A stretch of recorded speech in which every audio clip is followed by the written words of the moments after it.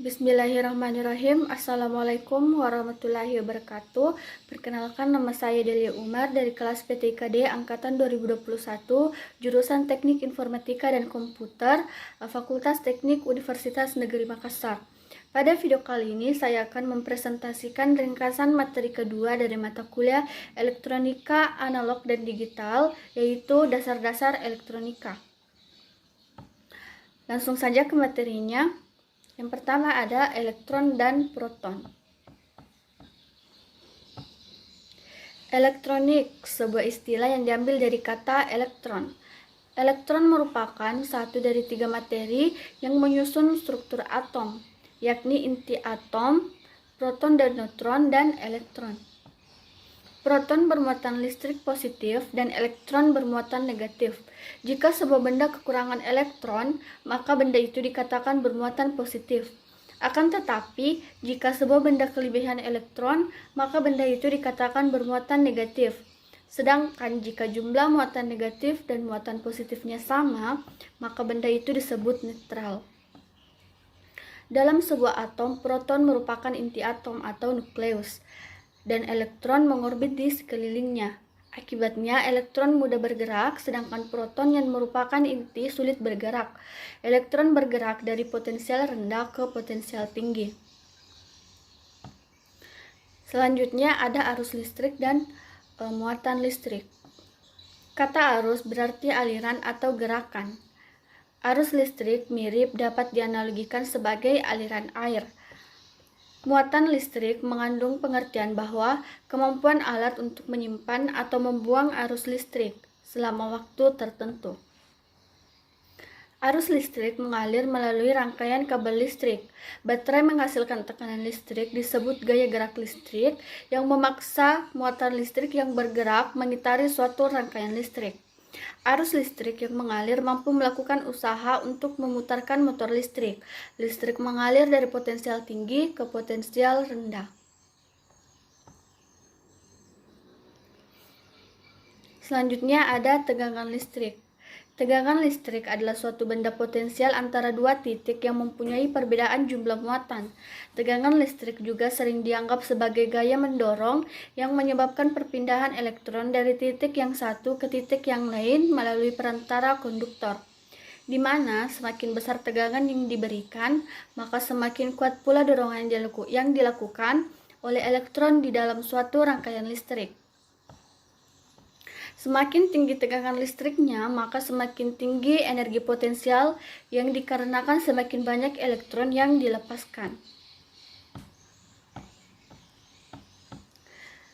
Selanjutnya ada penghantar listrik. Penghantar adalah suatu benda yang digunakan dalam teknik listrik atau elektronika untuk mengalirkan arus listrik dari sumber listrik ke beban listrik. Setiap bahan memiliki susunan atom yang berbeda. Letak proton pada setiap bahan tidak sama dan tidak teratur. Elektron-elektron selalu mengelilingi proton karena antara proton dan elektron ada gaya tarik. Besarnya gaya tarik ini tergantung pada jarak antara proton dan elektron-elektron tersebut. Bahan yang dipakai dalam teknik listrik dan teknik elektronika dapat digolongkan menjadi tiga bagian, yaitu yang pertama ada konduktor atau penghantar. Merupakan suatu bahan yang dapat menghantarkan listrik. Bahan penghantar mempunyai banyak elektron-elektron bebas sehingga dengan mudah dapat dipengaruhi keadaan sekitarnya. Contoh bahan-bahan konduktor ini yaitu misalnya ada tembaga, besi, perak, krom, nikel, dan sebagainya. Dari sekian banyak logam, itu yang umum dipakai sebagai penghantar dalam teknik listrik dan teknik elektronika adalah tembaga murni. Untuk keperluan tertentu dipakai juga kawat dari aluminium, bronze atau besi. Selain itu, bahan logam juga arang dan semacam zat cair yang mengandung zat asam atau garam dapat dialiri arus listrik.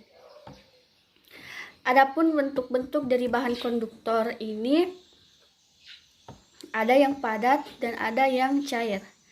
Dan sifat-sifatnya yang pertama itu ada daya tahan panas atau kondisi yang dapat menyatakan jumlah panas yang melalui lapisan bahan dalam waktu tertentu. Kemudian daya hantar listrik. Arus yang mengaliri pada suatu penghantar akan mengalami hambatan dari penghantarnya. Adapun besar hambatan tersebut tergantung jenis bahannya. Kemudian selanjutnya sifatnya ada koefisien temperatur tekanan. Dalam suatu bahan akan mengalami perubahan volume bila mana terjadi perubahan temperatur. Selanjutnya daya tahan daya elektron termo. Daya elektron termo dalam rangkaian listrik akan selalu mengalami perubahan pada setiap daya-daya elektromotorik termo. Hal ini apabila terjadi perubahan kondisi suhu. Selanjutnya kekuatan tegangan tarik. Kekuatan tegangan tarik sifat ini memegang peranan penting yang sangat penting juga, yakni digunakan apabila terjadi pendistribusian tegangan tinggi. Kemudian sifat yang terakhir yaitu koefisien suhu tahanan. Bahan akan memuai apabila pada suhu yang tinggi dan akan menyusut bila mana temperatur suhu menurun. Kemudian yang kedua ada isolator atau penyekat. Bahan penyekat atau isolator adalah jenis bahan yang sulit mengantarkan listrik. Hal ini disebabkan oleh bentuk struktur atomnya, elektron terikat kuat oleh protonnya atau intinya. Contoh bahan-bahannya yaitu ada yang pertama itu kabel listrik dan karet. Kemudian ada oli, ada diamond atau berlian, dan kaca.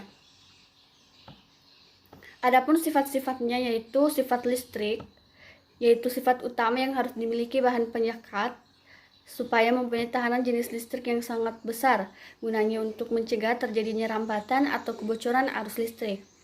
Kemudian sifatnya yang kedua adalah sifat mekanis.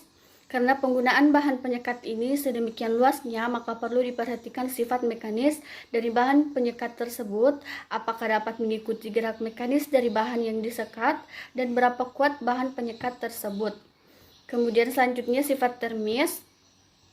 Panas dari dalam yang ditimbulkan oleh arus gaya magnet berpengaruh pada penyekat. Demikian pula jika panas dari luar yang mungkin timbul cukup tinggi, maka bahan penyekat harus yang tahan panas. Kemudian yang terakhir ada sifat kimia. Panas yang tinggi biasanya dapat merubah susunan kimia dari bahan penyekat. Dan yang terakhir ada semikonduktor. Suatu bahan yang tidak dapat digolongkan penghantar tetapi tidak pula dapat digolongkan kepada isolator. Mengapa? Karena semikonduktor ini berada di antara konduktor dan isolator. Contoh dari bahan-bahannya adalah ada silikon, ada selenium, germanium, dan metal oksides. Semikonduktor ini terdiri dari dua tipe. Yang pertama N-type semikonduktor. Dikatakan demikian karena semikonduktor jenis ini pembawa muatannya atau charge carrier adalah terdiri dari elektron.